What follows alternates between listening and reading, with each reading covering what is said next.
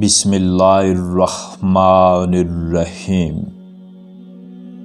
اللہ کے نام سے شروع جو بڑا مہربان نہایت رحم والا ہے۔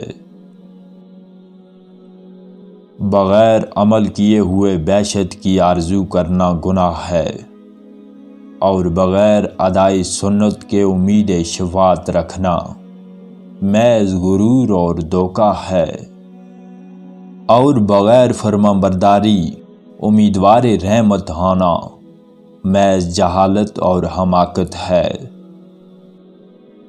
دولت کے بھوکے کو کبھی حقیقی راحت نہیں ہو سکتی۔ ایسی بات یا گفتگو کرنا جس میں کسی کا فائدہ نہ ہو علامت ضلالت و گمراہی ہے۔ جس طرح برائی سننے کو ناپسند کرتا ہے، اسی طرح اپنے آپ کو مدح سرائی سے بھی بچا۔ اللہ تعالیٰ جب کسی بندے کی بھلائی چاہتا ہے تو حسن عمل کا دروازہ اس پر کھول دیتا ہے۔ آنکھ سب کی طرف سے بند کر لے، خصوصاً بری نگاہ سے کبھی نہ دیکھ۔ محبت ایک ایسی چیز ہے جو سیکھنے اور کسی کے بتانے کی نہیں ہے۔ جو کچھ رنج و مصیبت تم کو پیش آئے، اس کی کشوت کار اس کے پوشیدہ رکھنے ہی میں ہے۔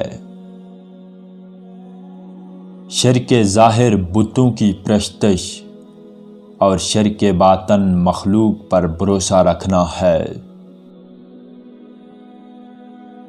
تواضع یہ ہے کہ جس کسی سے بھی تو ملے اپنے سے بہتر جانے، ہاتھ چھوٹا ہو یا بڑا، عالم ہو یا جاہل، مومن ہو یا کافر۔ شیطان کو سب سے پیارا بخیل مسلمان اور سب سے ناپسند گناہگار سخی ہے۔ عقل مند وہ ہے کہ جب اس پر کوئی مصیبت نازل ہو تو وہ اول روز وہی کرے جو کہ وہ تیسرے روز کرے گا۔ فرمایا درویش یہ ہے کہ کسی چیز کی تمنا نہ کرے، جب بے طلب کوئی لائے تو منع نہ کرے، اور جب لے لے تو جمع نہ کرے۔ جو کوئی ہم کو اللہ تعالیٰ کے نام سے دھوکہ دے گا، ہم اس کا دھوکہ کھا لیں گے۔ اگر صاحب بدعت کو دیکھو کہ ہوا پر چلتا ہے تو بھی اس کو قبول نہ کرو۔ علم نر ہے اور عمل مادہ، دین دنیا کے کام ان کے ملنے سے ہیں۔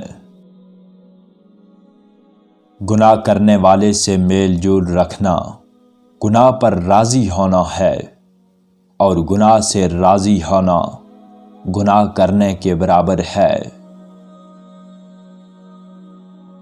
دنیا کو ترک کرو، کیونکہ اگر دنیا کی ذرا سی چیز بھی تمہارے دل میں ہوگی تو سجدہ کرنے میں بھی تم اس کو فراموش نہ کر سکو گے۔